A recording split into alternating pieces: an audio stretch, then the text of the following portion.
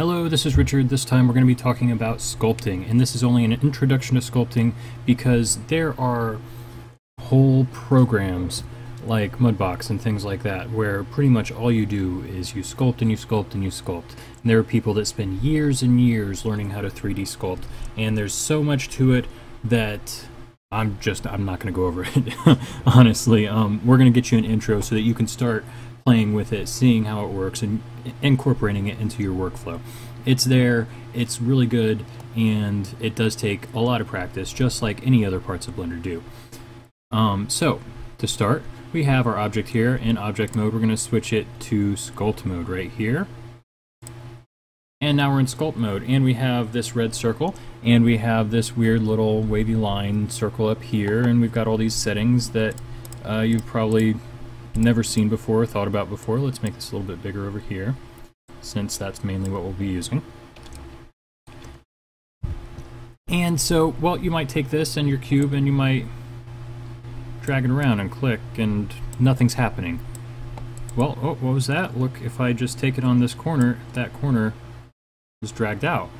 Okay, well, that's not really very helpful at all. And you know why? It's because sculpting, it moves the verts that you have on your mesh based on the brush and your settings over here, and that's pretty much all that it does. So if you have just a very basic mesh like this one, it has 8 vertices and you're only going to move them one at a time. It's not really going to do very much to this at all. You need to have more verts in here, and there's a couple of ways you can do this. Let me show you one first we're going to talk about real quick that people usually stumble on themselves, and it creates some problems, and I'm not a big fan of it. It's Dino Topo right here, and you click this Enable Dino Topo button, and this is going to add topography wherever you click. So now we just have those 8 vertices, but now if I click, you can see I'm starting to sculpt. I'm starting to add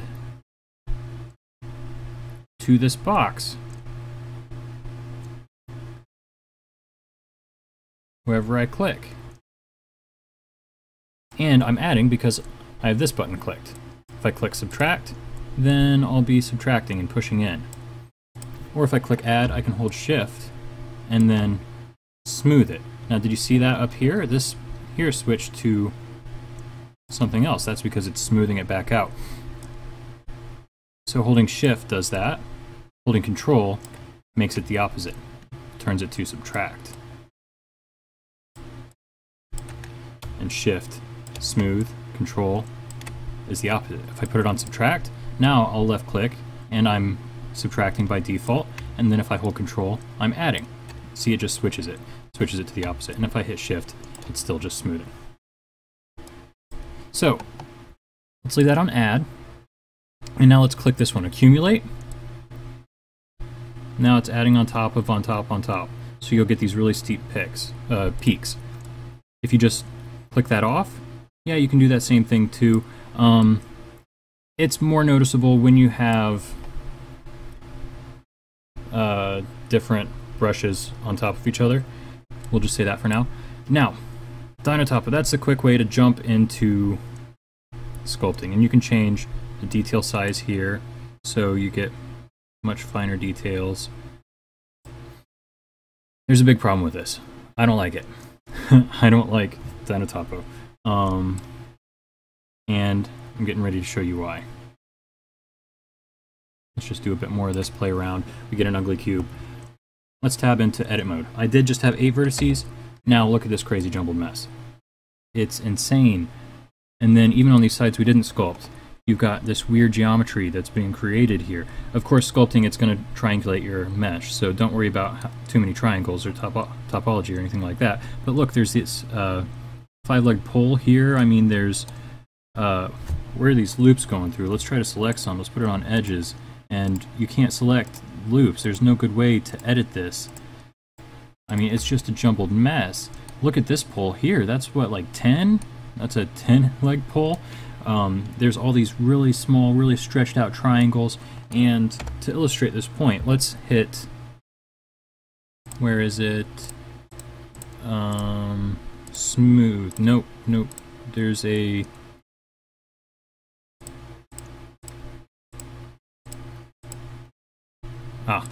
Every time you switch off of sculpt mode, you have to re-enable Dynotopo. Here, smooth shading. Look at this. This is the point I'm trying to make. Does this look smooth? It looks like a jumbled mess. It looks like Rocky Balboa's face at the end of the first movie. Should be screaming Adrian right now. It's awful. It's horrible. I don't like Dynotopo. There's a better way to do this, and I'm going to show it to you. So let's disable that, let's close it, and let's not go back in there ever again. It's fun to play around with and get goofy, but we're just going to leave it alone. And that's why I wanted to start with it, so the rest of this can be constructive.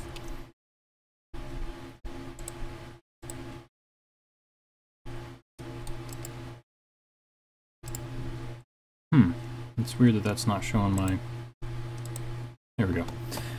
So, let's see how far back we're going to do everything.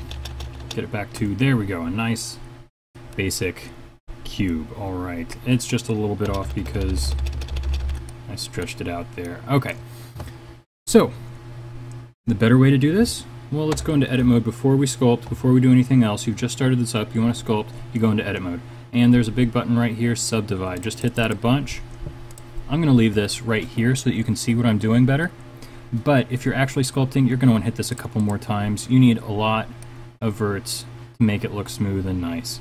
That's probably where you want to start sculpting, and it's a lot of polygons. I mean, look up here, faces, it's 98,000 polygons that you're going to be sculpting.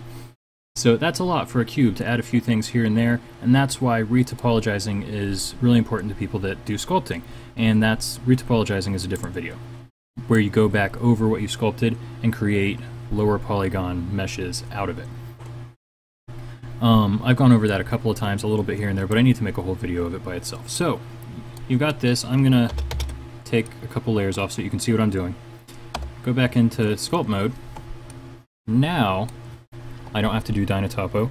I can just draw over this, and if you can see, it's creating these little hills by adding to it. And that's exactly what I want. And that's, now you can see how it looks really pixelated like this because I did not add enough faces. If I added more faces, it'd be smooth.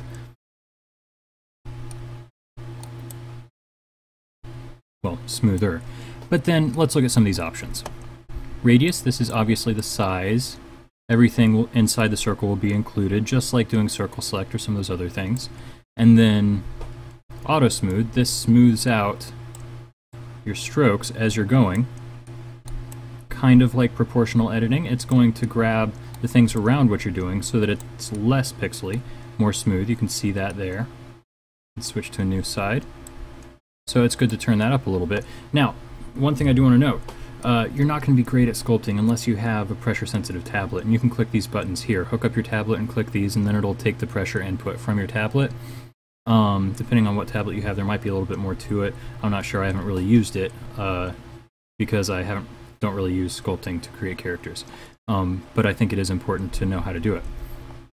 So if you really want to get into it, I do recommend using like an Intuos or a Cintiq or something like that that has pressure-sensitive capabilities. Then you can use a pressure-sensitive pen, and it costs hundreds of dollars to get started in that arena. Buying those tablets and those pens are specially built for doing this type of thing. But you'll get much, much better results than just using your mouse. Using your mouse is kind of like you're just playing around. And then there's smoothing out. It just smooths everything, just kind of like almost doing subdivision surface, only to certain areas, which is really great. And you saw how this switched up here. We'll come back to that.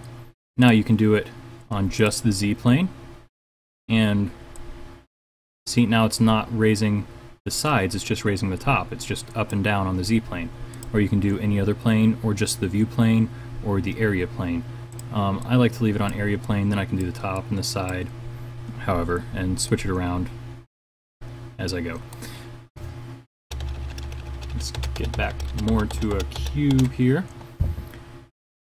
And then strength, this is how much it comes out. See, that's a lot. If we turn this down, way, way down, well, you can barely see anything happening. And you'd really have to get up close and see it from just the right angle to notice. There we go.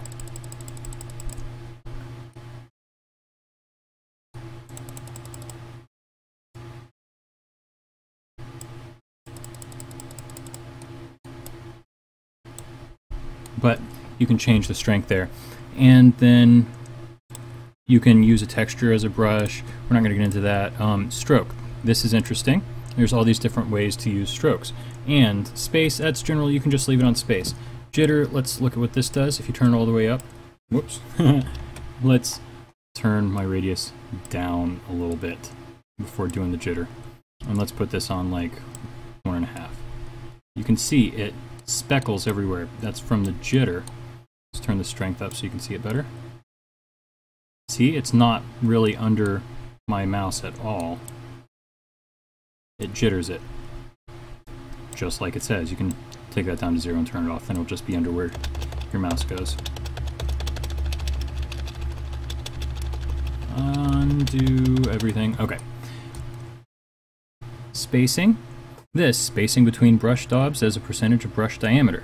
So, turn that way up, and it'll do one here, and then it'll do one over there. That's basically what that means. So if we just put this at, let's put this at its default, which is 1%. And it tracks pretty well. Well, let's try 0.5. No, you can't go lower than 1. But 1 does a good job in just tracking itself. And then if you have the auto smooth up, you're going to get a pretty good effect. Smooth stroke here. Watch what this does. It adds a little tail because it's constantly averaging the path that you're taking so that you get a smoother stroke. See, if I do this, it's not going anywhere. You have to drag it. And it's that little end of the tail that averages out your stroke. So then, if you were to be really jittery with your movement, see, I'm still getting a pretty straight line.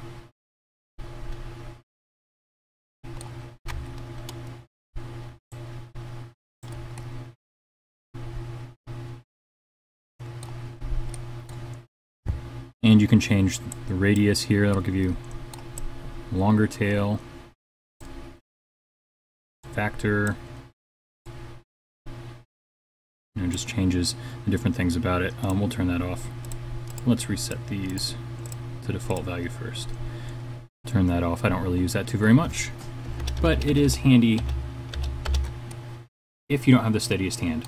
It helps hide some of those imperfections.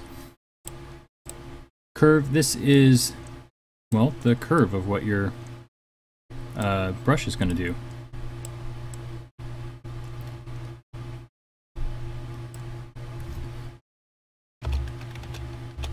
So,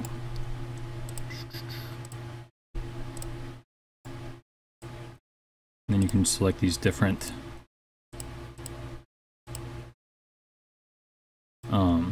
presets for the fall off of when it pulls things up, what it's going to do. And that's the default. This is called an F curve. And that's why this is called, oh, well, it's the F brush. We'll get into that in just a second. Here's a Dynatopo, and then symmetry lock. We're not going to worry about that right now. So, now we have gone through most of this, the radius, the strength, and all of that. Let's take a look at some brushes. There's also options back here that you can start changing some things. We're not going to worry about that right now. We're just going to use the default options with it. This right here is where it gets interesting. Most people don't think to click that, but these are all your different brushes. And blob, well, drag it around and creates blobs.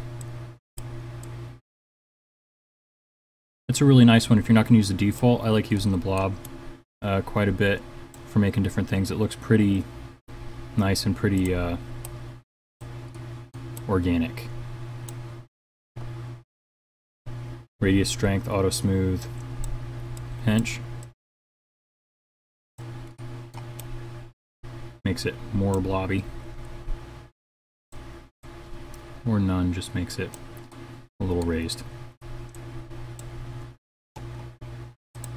So then there's different things with that as well. Oh! One thing that I didn't go over. We talked about space and doing all of that. Now let's talk about, under stroke, stroke method. There's all of these. We talked about space, and that's generally what I leave it on. But then anchored, this is really good for doing mountains and things. You click, and then see, no matter where I move my mouse, it's still out of that one spot that I first clicked, and I'm just clicking and dragging. So let's switch this back to F brush. That's our default one. And we'll do this on anchored. You can see how I can just raise up different parts of it. And it looks like these are going out that way, and they're all kind of different directions. That's because it's in perspective mode. They're actually all going up out of the face. So it doesn't matter what my perspective is, and that's different from most other things that we've done.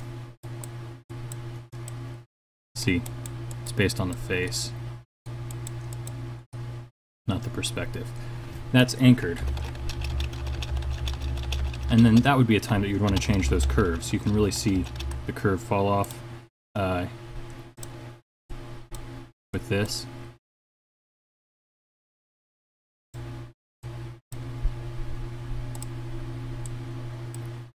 See, just the different curves that it does. The reason that this one points out is because I was overlapping this edge. It's trying to factor in this other face as well. But that's when you want to play with those curves. And then another stroke method, we have airbrush, which, well, it's like an airbrush. It's also a really good one. Drag dot. See, it drags it around until you release, so you can get perfect placement. And then dots is a whole chain of dots, and then you can change the settings here, smooth, you know, things like that with the dots. There was another setting. Oh, this radius is when your dots are dropped.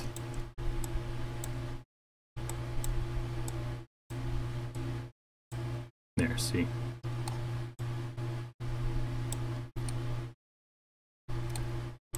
So, I mean, those are fun. Drag dot can be handy. Anchored in space, that's pretty much where I leave it. Now let's look at some of these other brushes. Clay, this one's pretty nice. Just adds on or off. Like, well, clay. And then, I mean, the strokes are all the same. All of this is all the same. It's just these different brushes act differently based on which one you pick. Clay's a pretty good one to leave it on. I mean, and you see when you're going, when you click and you go over something, it adds to it, like you're adding clay to it, a specific amount, and then you click multiple times to raise it more. And then, not really sure what trim does. I have to look into that. Radius strength, auto smooth. Clay strips. Let's get rid of a lot of this so that we can see what these different brushes do.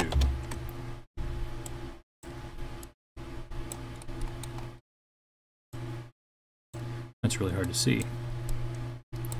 Here we go.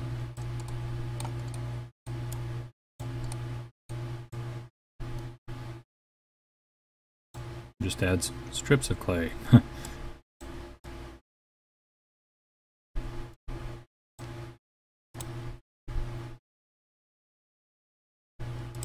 Flatten. Well, it does just that, it flattens stuff.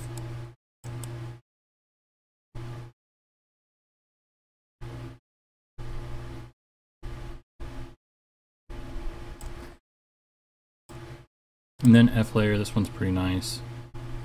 You can just create these raised and lowered areas. And then smooth, of course, this is what you get when you hit shift, and it'll go over everything and smooth it. Now, if you're going to go and smooth something, I suggest you turn the radius of smooth up higher and turn the strength down a little lower than the brushes you're using. That way you can just go over, see how it's not really ruining anything, it's just kind of smoothing it up. And then you follow the lines that you've made.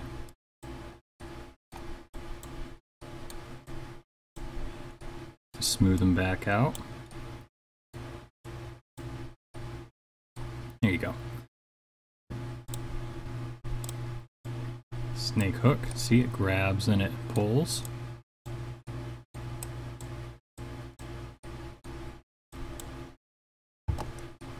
And now you can start seeing why you need a lot of polygons in here. Crease, scrape.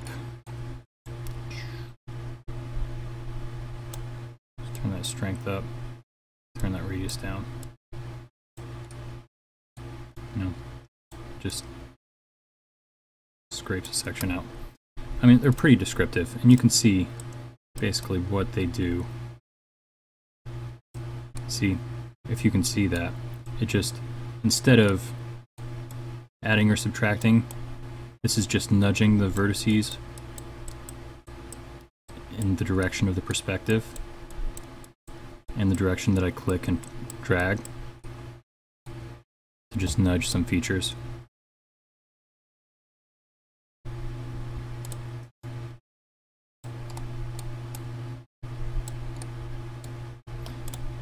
And I mean, that's pretty much it.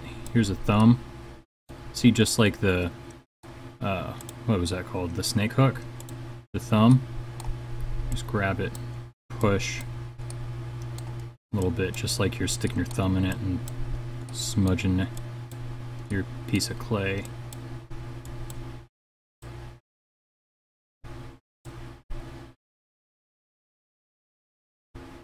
Twist, crease. You know, they do what they say. Crease is a nice one for drawing wrinkles. Oop, radius is too small.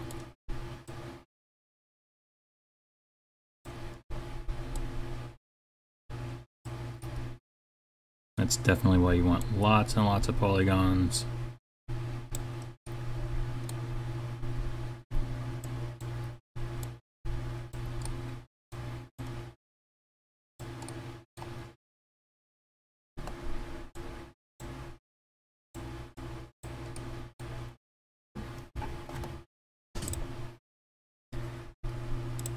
Inflate, deflate. It's exactly what it sounds like.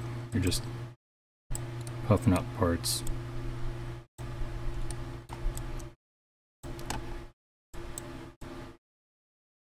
As you can see.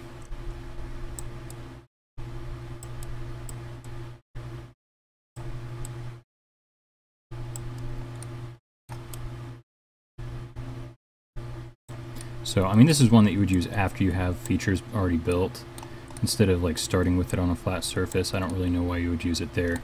You would want to use something a little bit nicer. But if you just wanted to go over something like puff up some cheeks a little bit, you would want to use that one. And of course, always, I mean, use the auto smooth if you need it. See, look at this here. It looks much nicer than that one there that I just did with none. See, here's with none.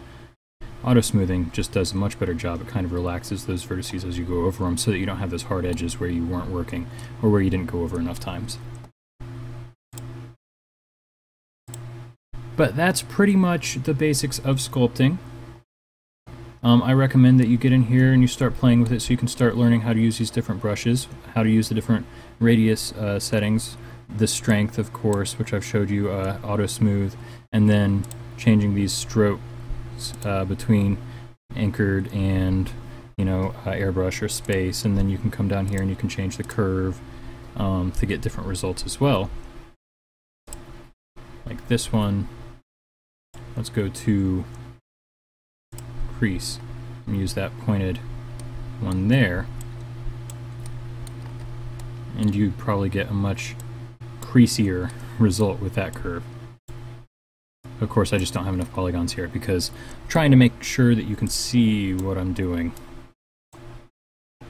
on the little tiny YouTube screen. So, but come in here, play with these different curves, play with the different strokes. You can even play with Dynotopo if you want, it's just not going to look great. And then start getting used to sculpting, and then once you get a good feel for that, you can start working that into your workflow a little bit. I recommend just a little bit at a time. Don't try to sculpt everything all at once by yourself. I don't really recommend that. After you do it, you can go into edit mode and look at that monstrosity. Let's go to smooth shading, and nice, I didn't notice that in 2.71 it added smooth shading for edges and vertices. Awesome. Smooth shade that, and then you can go into tools, and there is smooth vertex. I'm just hitting that once will kind of take care of some of the problems and hard edges that can happen with sculpting, if you need it to be smoother all over than what your sculpting did.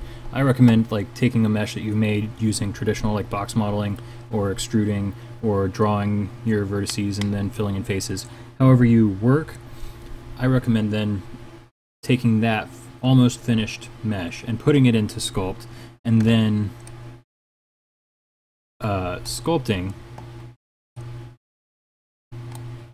just a little bit on it, just to give it those little details that you want. And like, I mean, this is 6,000 polygons for this ugly mess. Mostly what people do, how they use it, is they'll sculpt something really complex, like a face, and then they'll retopologize it into a lower polygon model. And then from that lower polygon model, they'll take their high polygon model, and then they will bake it, which will bake all of the different maps for telling light how to work over it.